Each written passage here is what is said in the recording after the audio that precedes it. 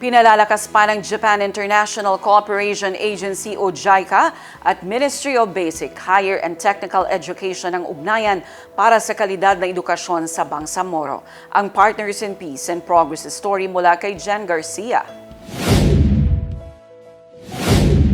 Pinagtibay ng Japan International Cooperation Agency at ng Ministry of Basic, Higher and Technical Education ang kanilang pagtutulungan upang higit pang mapahusay ang kalidad ng edukasyon sa Bangsamoro kasunod ng courtesy visit sa tanggapan ng ministeryo noong Enero 30. Pinangunahan ng mga JICA consultant na sina Yukitoshi Matsumoto at Naoko Anzai kasama si Noraida Manunggal ng ICNet ang pagbisita kay MBHTE Minister Mohagher Iqbal. Sa pulong, tinalakay ang pagpapalakas ng capacity building programs para sa mga guro at kawani ng ministeryo, pati na ang pagtugon sa mga prioridad na pangangailangan ng mga mag-aaral.